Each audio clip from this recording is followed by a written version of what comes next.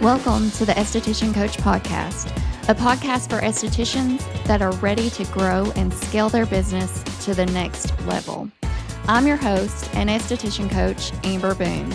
Join me each week for education, inspiration, and guided support to help you create a successful business and career on your terms.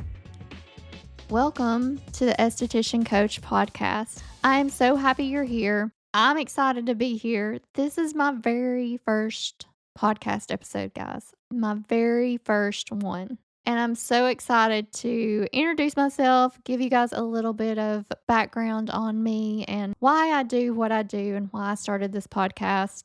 First and foremost, my name is Amber, and I have been an esthetician for 10 years. I live in Knoxville, Tennessee with my husband and two fur babies, Mr. Cooper and Ollie. My husband is a market gardener. He goes to the farmer's market weekly and sells his produce. He also sells to local restaurants. So if you are local to the Knoxville, Tennessee area and want to check him out, Chef's Harvest Farm is his YouTube channel.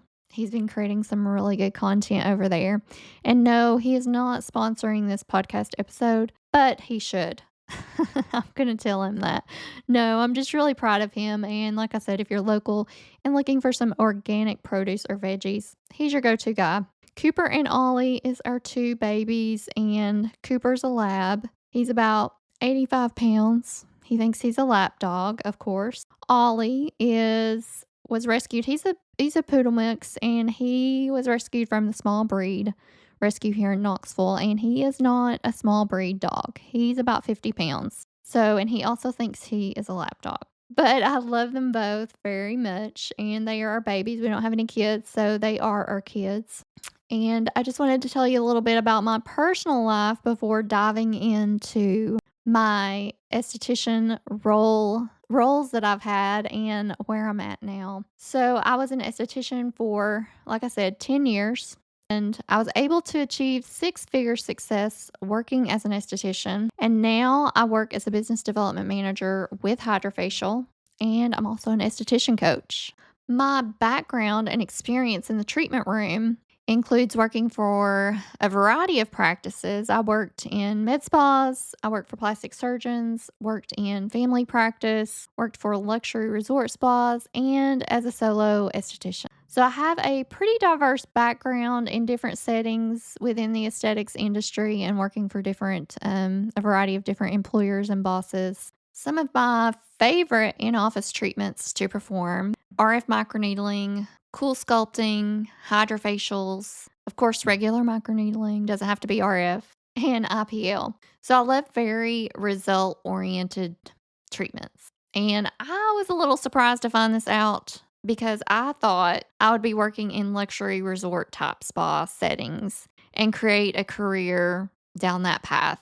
And that's initially what I wanted to do when I went to aesthetics school.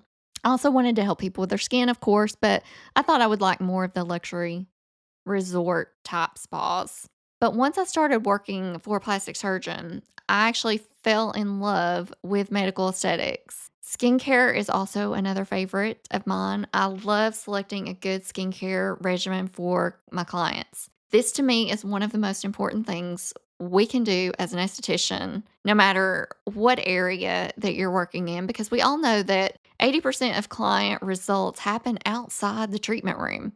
So it's so important to get them on a good skincare regimen that works for their skin type and for their concerns. So this was truly one of my favorite parts of being an esthetician, was helping my clients and guiding them through the different types of skincare and their skincare needs and concerns and wants. When I first started working in medical aesthetics, it was an established plastic surgery office practice. They already had estheticians that had been with them a while and had built up their clientele. So I knew I had to be different and I needed to stand out in order to grow my clientele or at least that's how I felt. They had just brought on Cool Sculpting. It was still fairly new, and they were training the nurses to do the treatments. But I noticed that the nurses didn't really have time to devote to Cool Sculpting because they were doing Botox and filler, and that was their primary focus, which,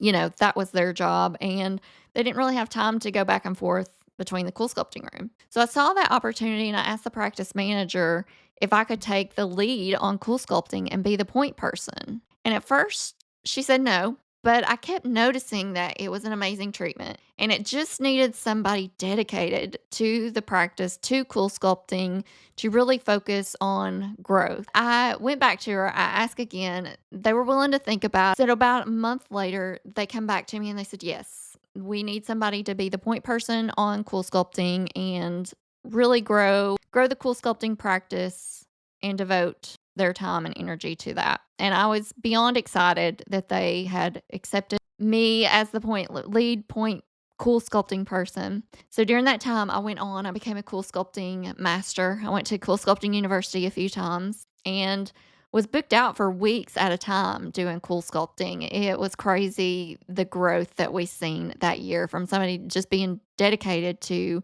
marketing and to growing the practice of Cool Sculpting and the clientele. So it was an exciting time and I loved Cool Sculpting. I loved seeing the results of Cool Sculpting. So fast forward a few years later, and I was selected to be a national trainer with Allergan for Cool Sculpting.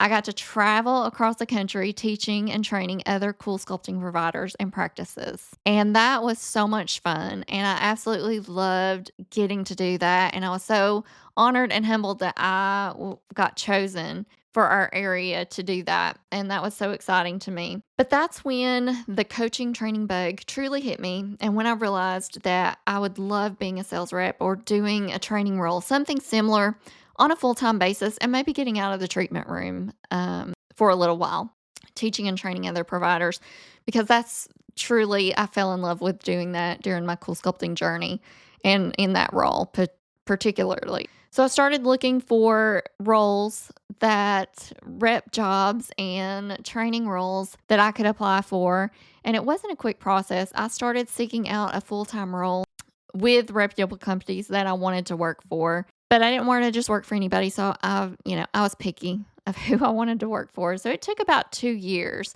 and I got turned down more than once. If you do not have sales experience in business-to-business selling, it can be challenging to find and convince someone to take a chance on you. But I'm living proof that it can be done. So if that is your goal, if it's a future goal that you have, don't be discouraged. Just know that, just be ready to fight for it, basically, and be ready to keep asking and keep turning in those resumes. Get your resume professionally done if you haven't. That was something I also did, but definitely just be ready to fight for it, and you can do it.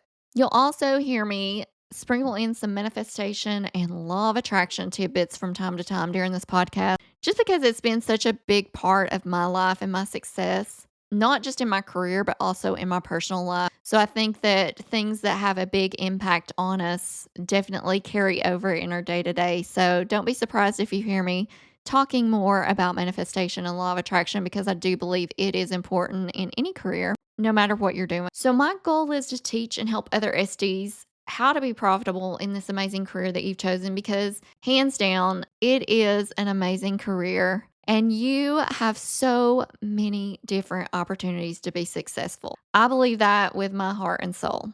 And sometimes it's easy to forget that if we're struggling or having a hard time in our business. So I'm here to help you and remind you that you made the right decision by becoming an esthetician. You just need the right tools. You need some guidance to succeed. And I'm here to help you. So my overall mission is to share my knowledge and experience with other estheticians to help you create and build a successful career on your terms. And only you can decide what those terms are. So your job today is to be okay with where you are, because we all start somewhere.